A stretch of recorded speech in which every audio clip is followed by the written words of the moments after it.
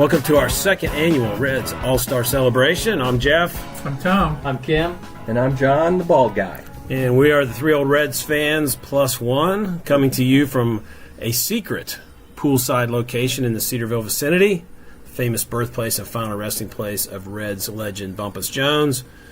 Be sure to subscribe to us on your favorite podcast app or website and leave us a 5-star review. That will help other Reds fans find us. And now that the Reds are the greatest team in baseball, well, who wouldn't want to listen?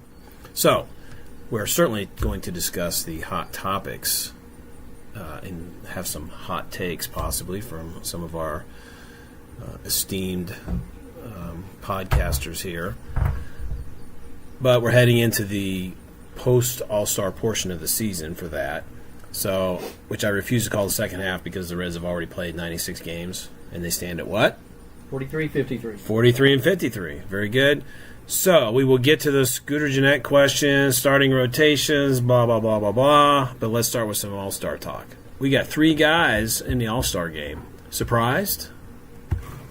Was anybody wondering if one of these guys might get left out? I mean, Joey's not having a fantastic season, but I guess when you compare him against everybody else in the league, he's still All-Star worthy. He's had better years, but Eugenio and Scooter certainly deserve it. Mm-hmm. Yeah. Joey would have been the only one maybe you could say was on the fence.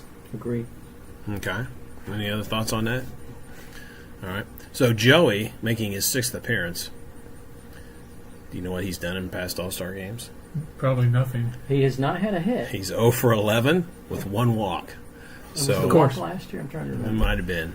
I don't remember. Because Cozart broke the long drought for our Reds players. Getting a hit, right. He got one last year. So I'm glad Joey's there. I don't know what you guys think about All-Star games, but I'm not big on this. It only should be based on what they do the first 90 games of the season. I mean, it's the All-Star game. I want to see people that I know who they are. I want to see the good players. I mean, some people think Bryce Harper shouldn't be there, but Bryce Harper's a superstar. You know? Not really this year. The thing about the thing about Joey, the honor bestowed upon him was he was selected by who? His peers. His peers. Not the fans. His peers elected him. He was. Well, what about all the other? He was the manager selection, wasn't he? No. He was brought in by his peers. Well, what about the other years? Scooter was a manager selection. Two of them were voted in by the players, and one was voted in by the chosen by the manager. I just know Joey was voted in by his peers. I think there's no higher honor to be selected by your peers. Right. Is this the first year he hasn't been voted in by the fans that he's been in the All-Star game? You guys know? No, he was a reserve last year. Was he? He was not the starter. The year he won the MVP, he was in that vote-off at the end, if I'm not mistaken. I don't remember. With Goldschmidt or something? Yeah. I don't remember, but I think it was the year he won the MVP, and the Phillies manager, I don't know if it was in Philadelphia or what, but you know how at the end they had that guy from Milwaukee this year, Jesus Aguilar or whoever, was voted in. That's what Joey got, his first selection. Okay. I think All-Star games, since you're talking about going in, I mean, if you put all the superstars in there, there's not going to be any room for the up-and newcomers to showcase the talent. I mean, the All-Star game should be Major League Baseball's talent showcase. These are the guys that are hot, the new up-and-comers. Yeah. And you have guys like Joey, who's not having his best year yet. I mean, we've seen him turn it on in the second half before. Bryce Harper, the same thing. Mm-hmm. And so if you keep those guys coming back, then you're not going to have room for the Suarez's or the Genets and things like that. Yeah, I mean, there's not a lot of superstars. There's just a handful. So I think that's just my feeling. I mean, that's why I'm glad the fans still vote. Keeps the fans involved in the game. Take care of that? And the fans sort of take care of that. If a guy like Harper is batting average is a little low, his other numbers are good, his batting average is low. And I saw a really interesting thing about that the other day. I was on television and they looked at he's facing the shift 50-some% of the time. Last year it was 20-some% of the time. His ground ball hits that side are way down because of the shift. How hard he's hitting the ball is all about the same. A lot of his numbers are really the same. but the shift is killing him right now. So is his WRC plus down? I don't know. It probably is because his batting average is so low. It probably affects his WRC plus And WOBA. Oh, it probably does. Definitely affects his batting average and his on-base percentage. So who's the starting pitcher tonight? Because they were saying for the American League, because they were saying that affects how much Sale. Scooter and Joey will. Chris Sale's going to Is start. Sale a righty or lefty? I Lefty. can't remember. He's a lefty. Okay, You're so going to have a DH too, right? well, that's what they were saying. That means that they won't start as a DH one of those because there's a lefty pitching. That's what they Unless said. you put him ninth in the order or something. Because he may only pitch 2 innings. But they did say that would affect their playing time, whether they start as DH or whether they come in later. So. Right. Here we go. So Harper's hitting 214. Yeah. For all of you, our left fielder haters, I'm in that. what's I'm he in batting? that. 204. 204. And how many RBIs does 60. he have? He had 2 last night, right? Yep. And how many home runs? 14, I think. Only 14. Okay. Harper has 54 RBIs, but he's hit 23 home runs. And he's hit 214. Well, So when you could have- put Duvall in the All-Star game if you're going. when you have the Barrazas, the Joeys, the Scooters, the Suarez, the Winkers, the Chevs on base, Duvall's going to have his He's going to get his opportunity. RBIs. Yeah, if Winker would If have they been in would that put spot Winker more. in the 5-hole earlier, add another 10, 15 RBIs easy. Yeah, possibly. Yeah, I mean, Well, guys weren't getting on his base much back then, but still, he would have Exactly. more. So what you're saying, Harper, he bats third all the time. Doesn't have So as much chance No, for I'm RBI. just talking about Duvall. Why does he have 60 ribbies? Guys on or Guys are on base. He's got 3 guys hitting 300 Yeah. before him. I mean, RBIs are kind of a team stat, you know. So I know this isn't All-Star, but did you see that stat they put on the game last night about on-base percentage in the National League? And how 3 of the top 5 are Reds. It was Winker, who I was surprised was one of them. He was like second, I think. And what was it, Votto? Votto, Winker. Suarez? Yeah. Yeah. Well, I know you've been traveling, but I don't know if we're on now, but it's Yeah, the we are. first time since 1976. Rose, Morgan, and Griffey. Is that right? We're It's the all- first time that the Reds, since then that the Reds had 3 guys over 400 Right, in on base. OBP. I assume they finished the season that way. I don't know what that stat meant. I assume that meant they finished the season that way, and not at some point in the season they were. That would be pretty hard to find out. So it'll be interesting to see if they can keep that up. You know, the rest Especially of the season. Winker, yeah. and Suarez is at 399 right now. Yeah, yeah. So Joey at the break, his slash line, his BA, his on base, his slugging is 289, 422, 442. He's got 9 homers, 50 RBIs, and he's got that 17.3 walk percentage, which is super high. Gino is 312, 399, 574 slugging, which is very impressive. 19 homers, 71 RBIs, and 11.5 walk percentage, which is above average. And Scooter is 326, 373, 521, 16 homers, 63 RBIs, and he's walking at a 6.7 rate. So I read this piece on Red Leg Nation today about why is the Reds offense so good? It's power numbers are actually down this year. They're hitting fewer homers Yeah, this because year. remember they had so many homers last year. Yeah, they're hitting fewer homers. It's not because of you can't look at on base percentage completely and say it's for that, but it is part of that. The big reason it's a really interesting read if you go back and look at it. The big reason is their walk rate is way up, and so they have the second highest walk rate in the league at 9.9%. So basically, 1 out of 10 plate appearances or bats is a walk. That's because people like Winker's playing more in Peraza. Remember how he wasn't selective last year, and now he is? Yeah, there's a lot of Well, factors. Peraza's batting just over 290 now, and he is walking more. Yeah. Yeah. Better And by- Winker's playing more than he did last Winkers. year.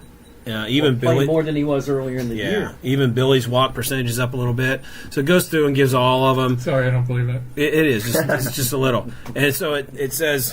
So the big thing is like, you know, the walk rates in the Dusty Baker, Walt Jocketty era were very low because they didn't buy into that. And now Brandon Phillips didn't walk. No. Brandon Phillips never walked. Is it a new batting coach, or what's the deal? I think it's just a new approach. Yeah, but that comes from a hitting coach. Well, right? but you've also got players who can do that, and it's probably a Joey Votto influence. I was wondering about the that. Joey influences help. It's certainly part of it. So that's an interesting reason that a walk is not necessarily as good as a hit, But you get on base. Yeah. It's I think the numbers bear out that it's about 80% of a hit, Well, which yeah. is pretty good. It's a lot better than grounding out. Yeah, I mean, you just said the three guys at 400 OBP, right? But Joey and Jesse, when they get up, they're similar in that they get on base consistently. So now instead of one guy, you have two guys on that. Scooter taking off, Suarez taking off, Peraza continues to progress. It's interesting to see Schebler. Schebler's kind of an all or nothing Dave Kingman kind of guy. You wonder if he'll get more selective. Dave Kingman. Well, did you see there was another stat comparing Duvall to Dave Kingman the other night? Well, that was the RBIs and the low BA. Yeah. And Adam Dunn. Yeah, Adam Dunn. But Adam Dunn had a high on base percentage because Adam Dunn walked as much as Joey Votto does. Yeah. He had a great eye for walking. So unusual for a 6'6" home yeah, run hitter. I know. Well, you had to be careful with him because if you left anything where you shouldn't with Adam Dunn, you knew where it was going to end up. The river. Yeah, absolutely. Okay, so we're happy. We got three guys in the All-Star game. First time, I think, since 2000. I think in 16 we had three guys. 14 we had like 5 guys. Yeah, something like that. So it's nice to have three guys, and they're all really playing well. It wasn't just they got to take a red, so they took some guy. They all certainly deserve it. So this is episode number 30.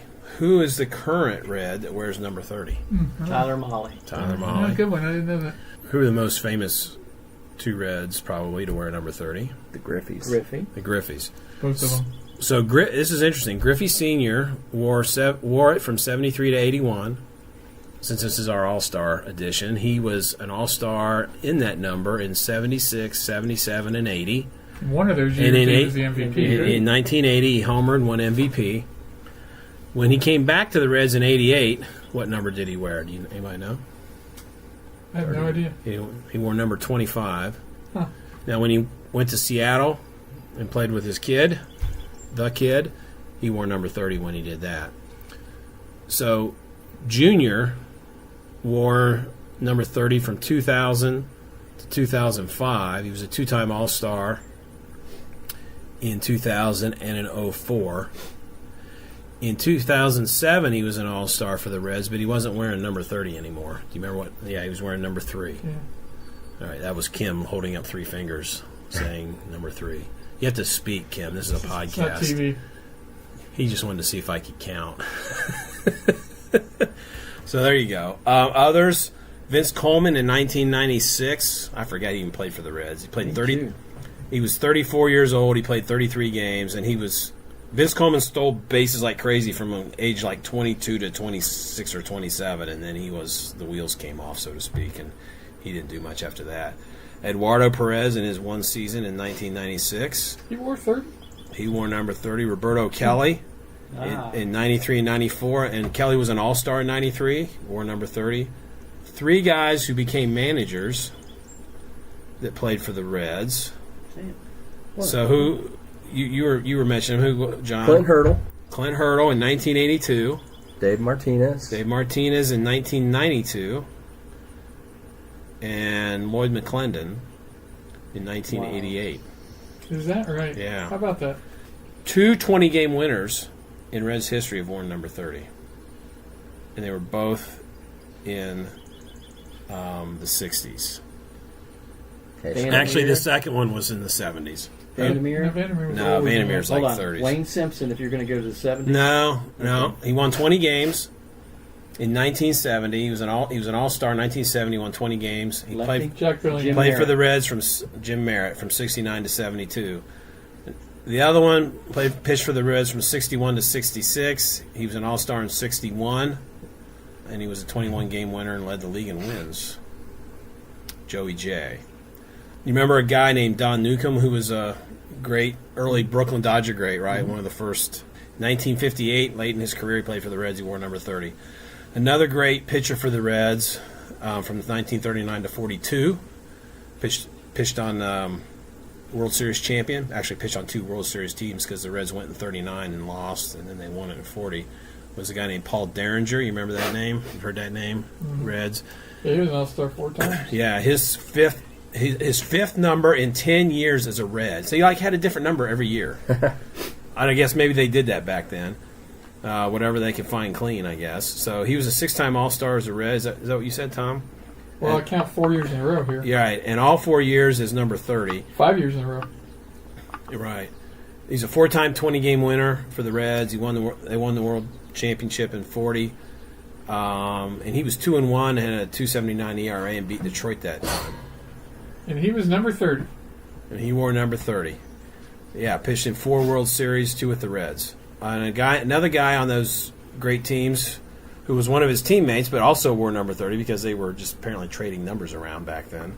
There's a guy named Frank McCormick as a rookie in 37, and then he switched to number 37 and 10. And anyway, he was an All-Star 7 straight years starting in 1938.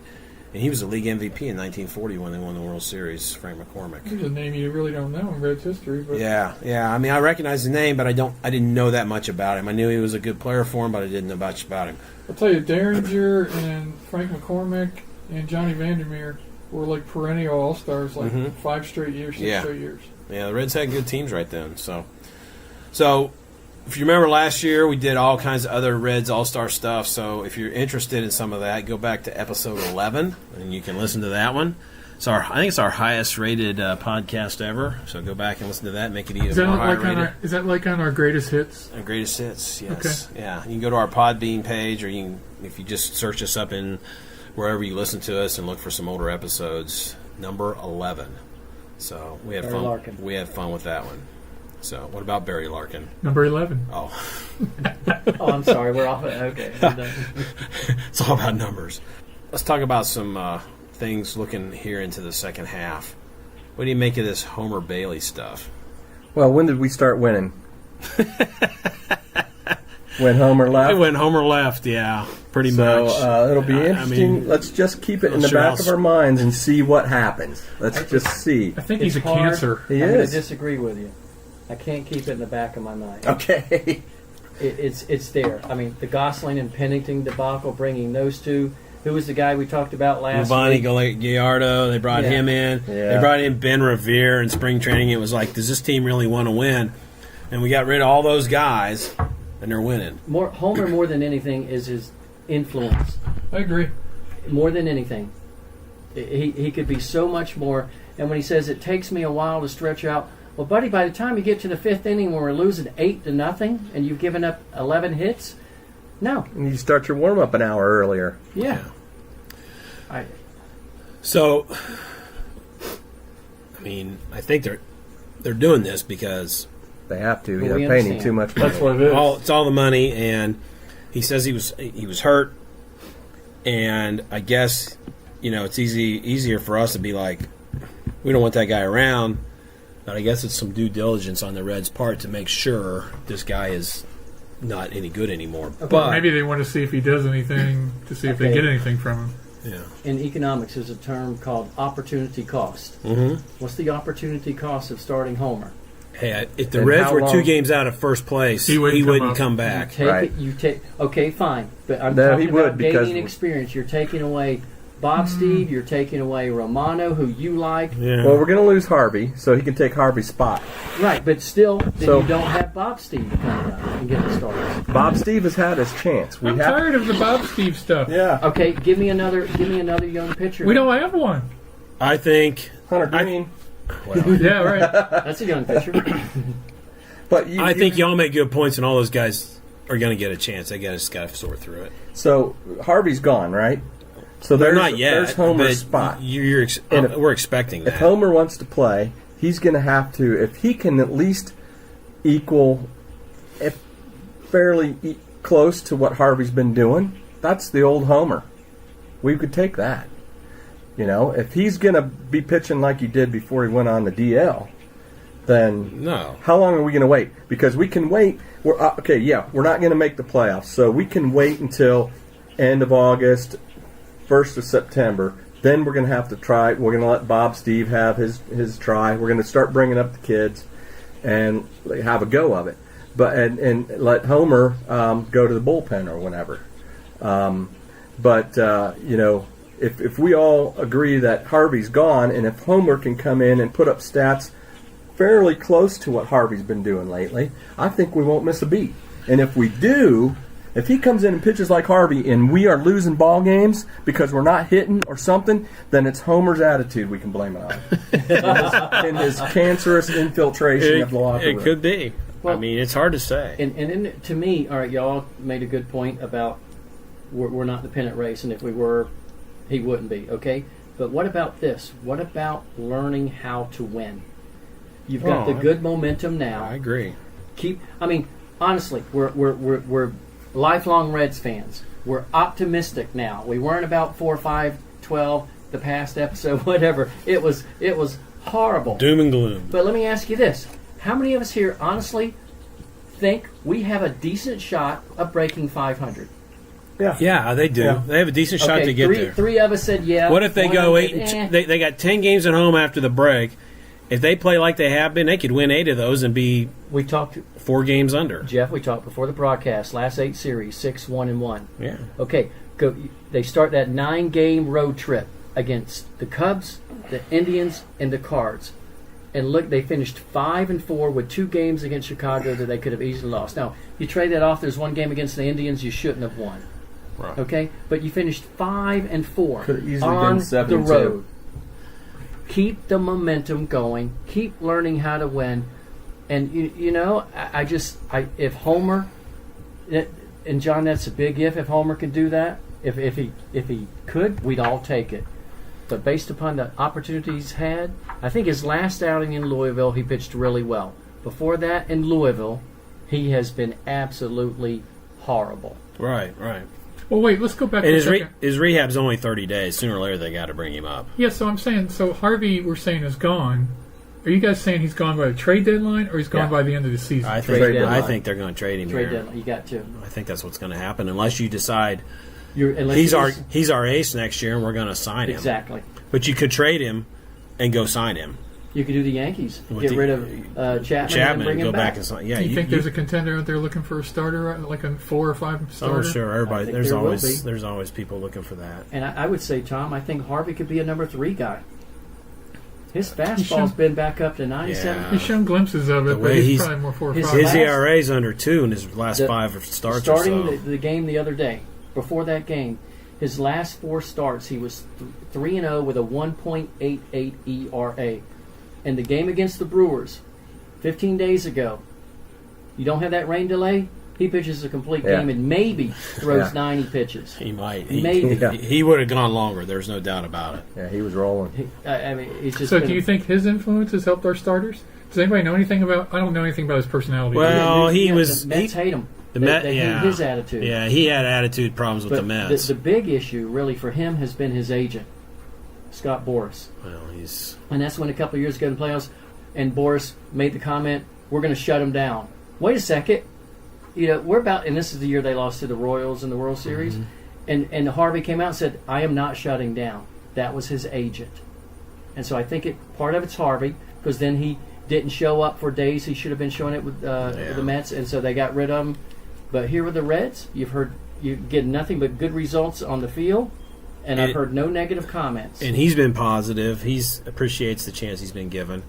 Yeah. And does he like this locker room? Does he like his pitching coach? Does he like a lot of stuff? Would he want to come back? Would he want to stay here? I mean, we can only speculate on that. So the thing is, he knows he's not stupid. He knows he's got a very short chance to prove himself to cash in, and he knows he's not going to stay with the Reds. So who cares? So he's just going to he's going to behave himself. And totally focus on his craft and making himself put up some good numbers. John, he was, Homer goes away, Harvey comes in, and things kind of turn around. Is that because of the personnel, or hard to say? It's hard to say how much. You're starting to hit. You're getting on base. You're Yeah. The bullpen became consistently lights out. Well, they got healthy in the bullpen. Mm-hmm. Yeah, we got Lorenzen back, and Well, and not only the bullpen, Hernandez. Scooter was out for a little bit. Suarez, 71 ribbies, missed 16 games. Yeah. Shepler missed some. Winker was injured. Yeah. yeah. There's been some of that, and Okay, I have to say though, this is still a team with a young pitching staff, yes, it is. and here we are at the halfway mark, and for them to finish like they've been going, I mean, it's hard for these guys as young guys to know how to pitch a whole season. Mhm. So that's why I said I don't know about finishing 500 because I'm not sure these guys can continue to, because the starting pitching and the relief pitching's really been the key. In my mind, the hitting just started slow, but the hitting's always going to be there with this lineup. And that's the other thing. When we get till the end of the season, we're out of it. Then we start testing players out, and that'll cost us games. So, Right. yeah, we'll give up the 500, but we'll ride that wave as long as we can. It's fun to watch. The Yeah, front office has said they're going to spend money, right? But we don't know how. What does that mean? I know. I think they're going to. Hey, well, look, we haven't had that said in the Yeah. past several years, Right. so that's a positive. Right, payroll And- has to go up. It's and going to then- go up naturally anyway with and some guys, internally, but I you think they can't- mean You can't help but More than think, that. because we've heard this, the positive influence of who? Danny Darwin, the pitching coach. Yeah, no doubt. I mean, he's obviously done a great job. Yeah. I just don't know if this pitching staff at their age can sustain this for a whole season. That's what I would worry agree. I about. mean, remember they shut Malley down last year late. Mm-hmm. They did that type of stuff. So And Castillo. in Castillo, and they made. I don't know if they'll do that with those guys this year or not. I hope not. I hope they make them. They're up for the whole Stretch 'em season out. this time. Yeah, let's just go do it and see what you can do. So that'll be interesting. So the trade deadline approaching. Kind of that big overall. There's individual questions about guys, but do we break up the core of this offense to get pitchers? By the core, you're talking about Scooter. Scooter's involved in that. Eugenio and Joey aren't. In the, They're not going they're anywhere. not going anywhere. The biggest. And neither is Winker. No, I don't think so. I don't I think haven't so. I don't think anyone else is on the table. I think. Well, Joey's not on the table because of his advancing age and his contract. And Eugenio is off the table. No, I mean anyone else besides. But I think, other than Votto and Suarez, if they get an offer that says that makes us better, Yep. they'll trade anybody if they get that offer. Because they got to be thinking with Peraza and Scooter that they got Senzel coming up, right? They They got got to be Senzel. thinking with Iglesias that they got Garrett that could take over. You've been hearing Taylor Trammell. Yeah, I Right. mean he's They they can't get him out. We he's can't. They won't move him out of single A. And and you pointed this out, I think, 2 weeks ago, Jeff. Why isn't he up? Because of Jose Siri. And he got hurt earlier, so we're going to put him up. But you got Because Siri was supposed to start at Double A in the anyway. next 3 or 4 weeks, Trammell's going to be I would hope so. in Double A. I hope so. And there's a good chance within 24 months, he'll be patrolling center field for Cincinnati. Yeah. And the other interesting thing, back to that blog post I mentioned about walk rates, all these young hitters that the Reds have that we like, they're all 10% or above walking. That's interesting. That That good. seems to be Trammell. organizational. I like that. Trammell, Shedlong, Senzel, Siri. maybe Siri. I don't know. Like 5 or 6 guys listed there. That's really sort of interesting. their top level guys right It must now. be a commitment the organization made. So, to answer your question, I'll say this. Scooter has been doing this now for about 14 months. Mhm. I say you keep him, extend his contract. I wouldn't go beyond 3 years because No, I there's a wouldn't young either. man at third base in the minors that's projected to have a great career as well. Played shortstop last night. he could play And then left, he came what back about to left third. field? Jonathan India. Yeah, he's played shortstop So you got last night. him. Oh. Now, if Peraza can keep doing like he's doing, then you have Senzel at second. Okay? Suarez, we mentioned this 2 weeks ago. You weren't here. 3 years. Let's say Joey Tom, that continues to get older. That he will. And his numbers, let's say, go down. You got Suarez as an option at first base. Where did Tony Perez start his Third career? base. Third base. It's not uncommon. Eugenio at first base. He can move almost anybody to Trammell. first base. In center, Even Winker. Winker. You put Barnhart left or played right. first base. Who? Barnart played first base the other day. Finished the Didn't get game. opportunities. The last out of the game. It was to Suarez, and unfortunately there was guys on he first and just second, stepped on second, third. stepped on third, and I saw him look over, and I think they were smiling, laughing because he didn't throw it to Tucker. Yeah, there's options. Here's another thought. We talked about thinking about what to do with some offensive players. Thinking about the future. You mean offensive like Homer Bailey, or No, not offensive. okay, Offensive. offensive numbers. Isn't Offensive. Homer kind of offensive? So we talked about competition committees talking. Yeah. There could be a DH in the National League within 2 years. Oh no! Yes, there could. It could happen. I'm not saying it Maybe will, could happen, but it could happen. oh, the horror! Your face is as red as that can right Who, now. me? Oh, the Oh, yeah. horror! And Man. Tom, not only that, guess what? There's no more. There may not be any more shifts. Oh We're no, talking that about they that. won't outlaw the shit. Oh, they can't do that. But they might make some rules of what you have to do. Stop it. Probably to They help. should. Stop it. Stop can't it. Bryce Harper's agent is all for it. Of course he is. Yeah, right. Let him put all 8 guys in center field for a Yeah, week here. stop I mean, Morris. I don't know who his I think agent it is. It might be, but anyway, that's on the table. I have I'm to just say- saying. isn't it on the table every year? Let's be honest. Nah, I think it's And gained Jeff, momentum. I have to say this, okay? Oh, I'm listening. Listen to me. I got both. I'm all ears. I have enjoyed the away games at American League parks because Mostly have- because we Winker have doesn't better- get double switched out of the game. we have better offensive production players, Do you have a man crush on Winker? Yeah. and he hasn't had to double switch on Winker There it is. like he had. What? We had that Guy's conversation. batting was so- 295. And it's just like, why are you pulling him out? Yeah, but Billy can rob home runs over the fence. Sure and, can. and we even talked about this 2 weeks ago. Jesse hasn't been egregious in the No, field. he has, and neither has Scooter, by the way. Scooter's improved. He what, has. what we said 2 weeks ago is if there's anyone that's been a liability, who's it been? And we all said Scooter. Yeah. Well, my friend, But yes, he's been I playing wrote very well I wrote a lately. brief piece on the LockedOnRens.com site the other day about Scooter, just about what. Here's the options. He's talking about staying, and the whole thing about Castellini saying, Scooter saying ownership wants him around. So I wrote a piece about that, but I mentioned in there Scooter's defense. I mean, don't start getting the Gold Glove ready for him or anything.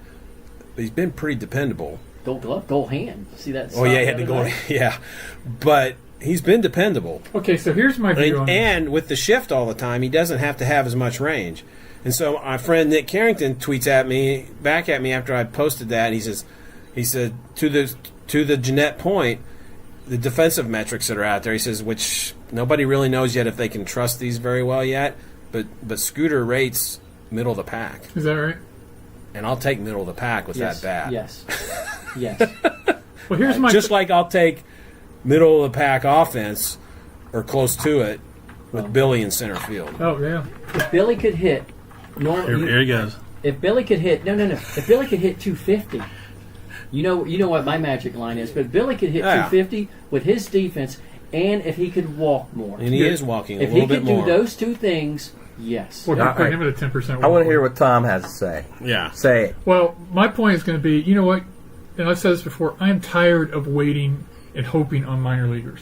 I know Trammell is good. Or how do you say it? Trammell? It's Trammell. Trammell, Siri, Senzel. I know, they're going to be great and everything. I'm tired of waiting on somebody to be great. Let's keep Scooter that we know is great. Amen. Let's trade one of those guys and keep somebody that's a Trade known one of those- quantity. Oh, Trade one of those three. Yeah. I don't care. I would not trade Trammell. We know Scooter. We don't know Senzel. They've got I'll take my chances on him. I won't. You were really iffy on Jesse last year. You were. I'm Very iffy on anybody in the minor leagues. What You do can't trust any of them. when teams get to the top and are good? What do they trade? They trade top prospects. Yes. Because Yes. they've got no room for them. Yeah.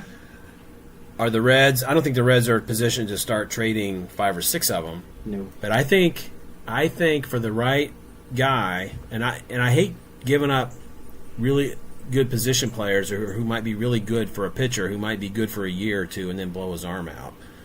That always concerns me. And pitchers are the most unpredictable thing on the planet. Mm-hmm. So, except for a handful of them, what you're going to get out of some of them, except they get hurt. Kershaw goes on the DL out every year. I think they've got some assets there do not be surprised. I won't be surprised one bit if by July 31st, somebody that we see that we've been waiting to see is going to be traded. I wouldn't be I surprised. don't have a problem with I'll that. tell you this. It Yeah, will I not don't be- either. It will not be Senzel. No, I don't think they'll trade Because him. he's Yeah, I basically kinda doubt Major it. League Baseball ready. Yeah, he It is. could be Trammell, and that scares me because that kid, again, I told you 2 weeks ago, he was drafted with the same time as who? I think it's Senzel. Senzel, yeah. And he did not get the press. Why? Because it was all about Senzel. Well, Senzel was the higher pick. And Senzel, remember, was out of high school, all-state football and baseball player in the state of Georgia. You mean Trammell, Yeah, who'd I say? Senzel. Yeah, I said you didn't hear about that with Trammell because you had all you heard about was Senzel. Right. Or Senzel. Well, he's a football. Football has nothing to do with baseball. Did you say all-state football? Taylor Trammell in high school was all-state football and baseball. Yeah, well, what's his fo- athleticism. Oh, okay. Dual sport. All right. I don't think any of us would argue that all three of those guys that we talked about in the minor league are great prospects, but they're unknown quantities. Yeah. You don't know what they're going to be in the major leagues. Our infield right now, and catcher, we know what they all can do. When's the last time the Reds traded prospects for somebody? Who's the last guy we traded to get prospects? Gosh, we haven't been that good. Well, I guess we did Well, it. we got Suarez. Suarez. Chapman, Well, no, No, Suarez no, was no, no, Suarez. no. No, Alfredo Suarez for Simon. Alfredo Simon. Yeah. The corpse of Alfredo Simon. Yeah. I mean, that was the greatest trade, one of the great trades ever. But it hasn't worked. I mean, the prospects we've gotten lately have not worked out. Well, look at who we traded for Chapman. That was a Well, I know it was. train wreck. That was a train wreck. But they could look great in the Yankees organization. The Cueto stuff hasn't Cubs worked were out really well. well. Peraza's starting to Senzel. look. We're thrilled with what they gave. Peraza's starting to work out. Herrera could be a good player. Maybe Herrera becomes a chip to trade. Shebler, your man And Shebler. Shebler's helped. Duvall's given us a little bit, but he already had played some major league ball. But a lot of times, there's the Jeff Bagwells who get traded for a pitcher in midseason, for Larry Anderson or whoever. The Red Sox traded him to the Astros for Larry Anderson, I To think it answer was. your question, I don't know. So the my answer to your question is, a lot of times people give up prospects, and those prospects, Your question half was the when's last time- time we got one, and I don't a know. lot of times those prospects that that teams tend to trade just don't pan out, and maybe that's because the team who's trading them knows more than the team who's getting them. Yeah. But yeah. we'll see who they really think is good. If they really think they can't part with, we'll see. We'll know by who they trade and don't trade. John, do you have something? It's just that the organization they have the bird's eye view of who they want to move through the organization and what they plan to do with the players that are on the field now, and how they're going to, preempt and move guys through the whole organization. Now, if somebody comes, it all depends what people offer. I mean, you got somebody who comes and offers you something for some prospects. I mean, boom. Like a starting pitcher right now. Yeah. I'd give Senzel for a starting pitcher Sure. right now. Right. Because What why? kind of starting pitcher. Because you're trading Oh, a proven commodity. I'd do a one or two. but You're not- giving some unproven commodities for a proven commodity. That's right. And How do you think the Yankees and the Red Sox reload every year? They don't wait on. They have some prospects that come up. They get guys that are ready right now. I mean, you have the occasional Aaron Judge that they have in their system. Right. Yeah, occasionally. Yeah, Yeah. right. They have that. The Red Sox brought through their system Benintendi. Mookie Betts and Andrew Well, but I'm not saying they don't have Benintendi. any. Okay, all right. But Just they saying. don't. That's not a whole team of them like the Reds try to do. No. Right. And that's the difference between Market. large But market. it's large market. Yeah. Yeah. But it's reloading versus taking a chance. So we think Harvey's probably going to get traded. Iglesias could. I don't really want him to, because he's got such a team-friendly contract and he's really good. Mm-hmm. But relievers get overvalued, and somebody might just give too much that you can't turn down. At this time of year, This especially. time of year, it could happen. So, And wasn't the Opening- Red Sox interested in him? I think. yeah, opening day next year, who's the second baseman? Scooter. I say we have Scooter anyway for next year, right? Yes. They do not have to do anything. They don't even have to. And my point was, I'm in favor of, they might decide to give him a 3 or 4 year deal this offseason. But I'm almost like, wait till next year. Why do it till you have to? Unless you're going to trade him this year. Why do you have? Why do it till you have to? I guess unless some contender's second baseman goes down and they get something great. Is Scooter going to be more valuable a year from now? No, he's going to be a year older. I don't think he's going to be more valuable. Obviously, the question is, can his value be any higher? Yeah, That's the question. That's that question. Yeah, I guess I would agree with John. Scooter. And all right, then who's this? And we assume Peraza, Suarez, Votto filling out the infield. Who are the three main outfielders next year? Senzel in left. Winker in right. Center field. Maybe Shebler. Maybe Hamilton. I don't know. It's interesting. I've thought different things. I'm like, if you trade Scooter, you put Senzel at second. Yeah. Have an outfield of Winker, Shebler, and Hamilton. You're defensively better, and you might suffer a little bit of offense at first with Senzel learning how to hit major league pitching, but in the long run, you could be better. What did Joe Morgan say? Your friend Joe All Morgan. right, so Yes. anyway, anybody? talked about Well, Senzel. we did. Anybody else have anything to add to that? Oh, Kim, sorry. you're over there looking just. I'm trying to think this through, because no one's really clamoring after Billy, but you could have a team that needs a speed guy and a fourth outfielder, right? Yeah. Yeah, you're not going to get a whole if bunch Billy, for for him. whatever reason, is gone, then you don't touch Trammell. Right. No. And then, okay, so that if you're sold on Billy, you could trade Trammell, but if you let Billy go, so to answer you're your not question, getting rid of who's the starting Trammell. outfield? Sheb's in center, and you have Winkle and Senzel as corner, Could. and then Or you could see move what Scooter happens. out there. Let me ask you this. Then you have Trammell come in, and then you got, what do you do with one of those extra guys? Well, let's put this out. Who is expendable between Winker, Shebs, and Duvall? Well, Duvall's the most expendable. Duvall. And do you think Winker could have made that catch that Shebs made when he got hurt? Probably not. Exactly. I don't know. That's why Winker gets pulled out for Shebs, because of his defense. Yeah, and Hamilton. Yeah. And sometimes they bring Billy in and move guys around. Right. I do like Billy coming in late in the game, but that's a good point. He's I'm not with awful. He's I not think- awful out there. 'cause- But late games, you got to lead. Yeah. Well, when That's- Shebs, that- when that's Shebs basically- caught that's- that, that's It's something- the sixth inning. When The Shebs sixth caught that inning, ball- it just was like, oof. I thought there's no way It's a little Winker would have had that. And yeah, Shebs almost got hurt, but I think Shebs is such a compact built dude. You know, Billy would have gotten hurt. He's sturdy. Well, Billy may have climbed the wall Billy a would little have bit. been in position where Yeah. he Billy would have been Right, standing yeah. there waiting on Yeah, it. right, He'd yeah. already been there. Yeah, right. Shebler did say that he got a little turned around going back, you know, and, So- and his footing got a little off when but he managed to stick with it and catch it. So if we let Duvall go, for whoever, then we have Senzel can come in and be part of a 4-man rotation. You know, and I could see, you know, does Senzel have to play 155 games, start 155 games as a rookie? No, he doesn't really have to.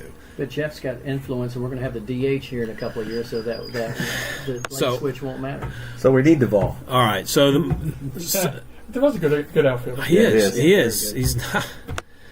Yeah, he's nothing to sneeze at. But anyway, he's not gonna. I don't think he'll be here. I don't see him as a trade deadline move, but I think he's an off-season move. So impart to us Joe Morgan's wisdom. Joe Morgan. So yeah, Your friend, my right? friend. You guys are buds? Yeah, we're buds. Yeah. So yeah, I was at a Dragons game, covering a Dragons game, and Joe Morgan is a special advisor to the Reds, and he comes in to see Hunter Green pitch one night, and he wanted a seat in the press box, and so I walk in, put my stuff down in my seat, somebody else was sitting where I usually sit to my left, so I sit down and Do they have your name on where you sit? no, because they just know we're coming. They don't. It's pretty relaxed. But over on the right side of the counter there's room for about five people there at that counter. To the right, there's this piece of paper on the table with it says reserved for. It's got a Reds logo and it's just got the number 8. So I look at the guy next to me. It was actually Doug Gray, who does the Reds minor leagues.com. I said, "Is that for who I think it is?" He goes, "Yeah, it is." So Joe comes in a little bit, and sort of the usual thing is like, hey, he just wants to come and watch the game. Doesn't want to talk to people. He just wants to sit and watch the game. Joe comes in and starts chatting us up, man. I mean, he's just talking. Like what? Oh, Like all talking kinds of about stuff. All kind. And then he went and spent a couple innings on TV. He kept saying, "Oh, I'll come back, do another half inning," and he was like apologizing to one of the other guys. Like they're like, "No, stay there." So he did a couple innings. So Joe sits down and he just told stories. We talked about modern baseball. He doesn't understand all this pitchers and pitch counts and why these guys can't pitch longer, and they're not getting them ready for the majors to pitch more innings. And he was sort of grousing about some of that stuff. Just giving his opinion. He's like, "What is war?" He says, "I don't know what it is, and nobody can explain it to me because nobody knows what it is. But we pay attention to it." Did you interrupt him and say, "This is what it is"? Joe? No, I didn't. So we chatted here and there. He did the TV thing, and he came back, and I said, "Do you miss doing TV?" He goes, "No." Really? No, he said, because he did all those Sunday night baseball with John Miller for all those years on ESPN, and John Miller is one of the great play-by-play guys ever. I think before that, because I was living close enough to Baltimore, in Virginia, and we got the Orioles broadcast, and John Miller was the Orioles broadcaster. I mean, he was the play-by-play guy. He worked with Jim Palmer and Brooks Robinson and other guys, and he was just great to listen to. And then he started doing the Sunday night gig, and at some point in that, he went to San Francisco, left Baltimore for his regular gig. Sooner or later, Miller left, and other guys came in, and the one guy came in, and he got in trouble and left, and then he worked with Hershiser, and he said, me and Hershiser just didn't connect very well, and says, no, I don't miss it anymore.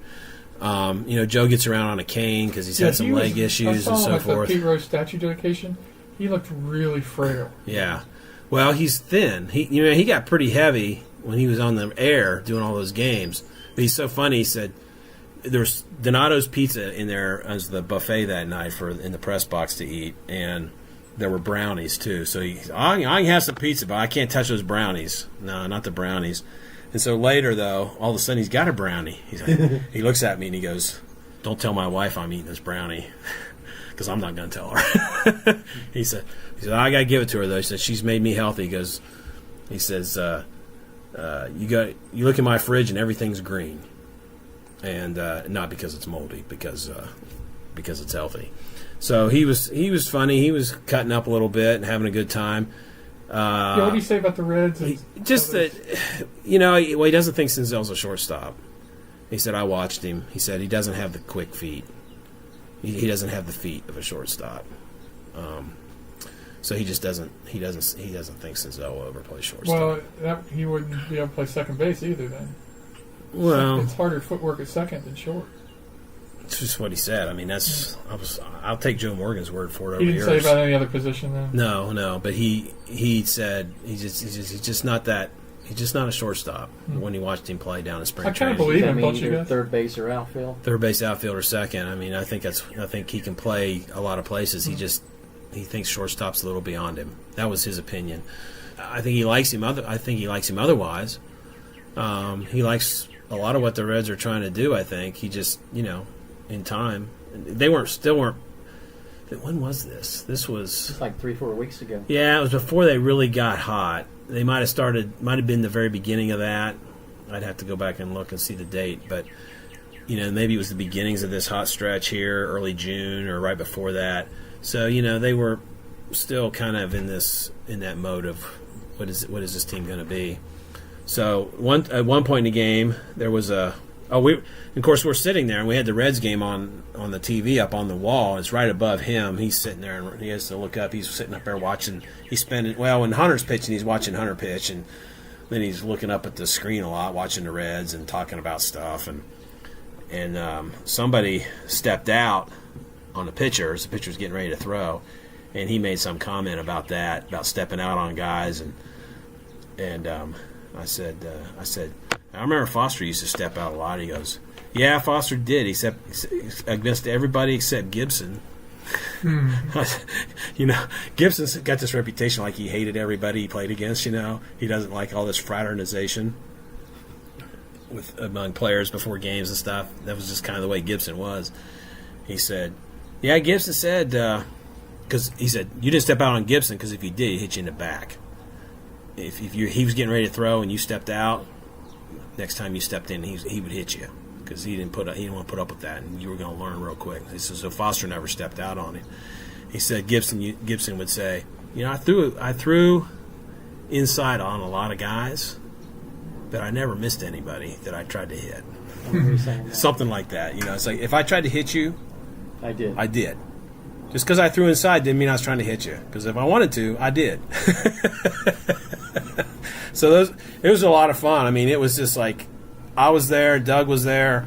There were a couple. There was like an intern guy in there, and somebody else, and then there's the guy that runs the TrackMan system, like the StatCast thing they use for major leagues. They have a thing called TrackMan in the minors that measures all the pitchers and spin rates and exit velocities and miles per hour on the pitches. And the guy will sit there, and the guy will hit a home run, and he'll tell us, "Oh, that was 105 miles per hour," that kind of stuff. So some of the other guys, a lot of people were talking to him and asking him questions, and so then he went into the press box, into the radio booth for a couple innings with Tom Nichols, who's the Dragons press box or Dragons broadcaster, excuse me. So he goes in and sits with Tom, and Tom's got pictures on his wall in the booth of like different people that have been in his press box, And I went in there. I poked my head in there to ask Tom a question the other night, and he already had the Morgan picture up, framed and on the wall. Yeah. So he's got several up there. Top of my head, I can't remember who else he's got, but people you would know is really cool. So what does a special advisor do? I mean, does he just go watch the players? Give his opinion? He's got no decision-making ability, but he just advises. And here's what I think. Mario Soto is another one. Yeah. And Eric Davis is. Davis will come and be and Larkin, they'll come and be in the dugout and wearing their Reds uniforms. Morgan's not going to do that. He was in town for like a week.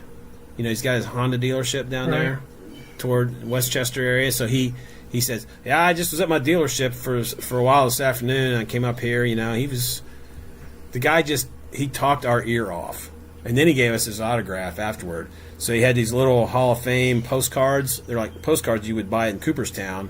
And the front of the postcard, you could buy them probably for every guy who's been enshrined. It's a picture of their plaque. And he had a bunch of them signed in his bag, and he was leaving. He handed them out to everybody. Talk about special advisor, special consultant. And we've talked about this. The reason we have a Eugenio Suarez is because the Tigers did not listen to their special advisor consultant, Jimmy Leland. Yeah.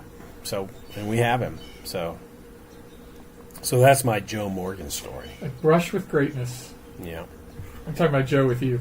We're getting close to the end here. Anything else? Any other pearls of wisdom from anybody? Well, maybe the next broadcast we can talk about what's on fire in terms of Twitter. Do we keep Riggleman? Oh, I think he's earned a job. And I'll say this: Jeff has been speaking to this, and even Jeff, I saw you tweeted this out on the 3-0 Reds fans. You can't discount what he's done. Someone was saying something. He said, but you can't. How well the Reds have been playing, the injuries, we got healthy guys back, all of that true, but you can't discount. I think the atmosphere and the chemistry in the clubhouse. Riggleman. I mean, they show shots of him. Showing guys take ground balls from the mound. Showing guys bunting. Okay, fundamentals, yeah. But you can't discount the harmony that he has probably brought that we don't see. Well, he said on the post-game interview the other night that when he took over, he told the players, let's start scoreboard watching. Let's catch the fourth-place team. And that's what they've been doing, and now they're in the ballpark, that fourth-place team. Yeah, they are. Of course, the Pirates started winning. Yeah. Yes, they have. And the Brewers are losing, and that's who we hope the Cubs are up against, right? The Cubs are going to win that division. I'm pretty convinced of that. But we woke them up. Yeah. Well, they were hot before we swept them, and then they've been hot since, and then we had a chance to take at least 2 and out of 3. How sweet of it is for the Reds to instigate the Matheny fire. Yes, I was going to say the same thing. That was a sweet series. Yeah. The only thing sweeter would have been to sweep it, but I'll take it. The thing with Riggleman will be interesting to see because I agree with all that stuff. he's brought more instruction to the team. They're doing more of that. I think he respects those guys. I think he's made it fun for him again somehow. I mean, he doesn't seem like he's got much personality when they interview him after the game, but he seems to. I think he has more personality than Price did. Well, Price didn't have any either, Yeah. but except when he went nut on his tantrums. But I think there's a lot to be said for a lot of that. I'd still hope they really look and make sure they get the best guy. The analytics crowd doesn't like him because of certain things, but I'll take a guy who might make a few moves I don't agree with if he's going to have an overall positive take on the team. I don't think he's as old school as Dusty never would come out of being, but Yeah, but he's Captain Hook. How about all these changes he's making? I think we talked about that last week, and you Matheny does didn't the same listen. thing. Matheny does the same thing, or did Not the same anymore. Yeah, thing. and the double switches, and I said it's like more guys playing more games. It seems to be helping the team camaraderie. Guys are not as I've been sitting for all day, and now I got to be in the lineup again today. At least I played the 7th, 8th, and 9th inning or something like that. Sometimes the 6th. Yeah, but But that I could think- be the new norm. You say he's not an analytics guy, but aren't starters only going to go about 5 innings now? 5 or 6 innings? So it's kind of the new norm, bringing in a bunch of pitchers. Yeah, that's the way it's going. All right, so I have a question for you real quick. Do you take a guy like Riggleman, or do you bring back someone who used to play for you, who is well respected as a player, a Hall of Famer, Barry's who never has had not any who has not experience. managed one game? I Me, I'll answer because I answer. I take Riggleman every day of the I week. wouldn't. I'm with you, brother. I wouldn't bring Larkin in for that. There's so many though that want him, and I haven't heard much of that lately, but maybe it's still out there. Agreed. If you the earlier year, obviously when we were 3-18, you heard it a lot. Mm-hmm. But I read it again the past few days. Well, John's showing me the Doppler radar here, and the rain's coming. So we got to wrap this show up so we can have a quick dip in the pool before the storm comes. This beats the old episodes where we were saying, how bad are they going to be? This Yeah, is right. way better. Yeah, this is better. Yep. And we're talking about things that are in a more of a building phase than a complete rebuild.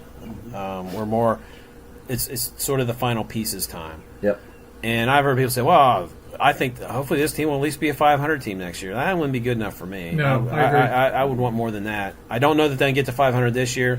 I think they got to go like 8-2 on this homestand coming out of the break to have a shot to get to 500. They got to do something. They got to have a stretch like that. You got to win 10 straight, 8 straight, something like that to propel you, and then play sort of normal ball after that, because you're not going to play like that all the time. If they come out of this break and go 4-6 on a homestand, they're not getting to 500. There's no way. Well, when you next hear from us, will we have an All-Star MVP to celebrate? That would be kind of fun. That would be great. Is anybody going to get traded? Will the Reds be closer to that elusive 500 mark? Well, so whatever happens, right? In the meantime, we'll keep rooting for the best team in baseball. Go Reds. Go Reds. Reds.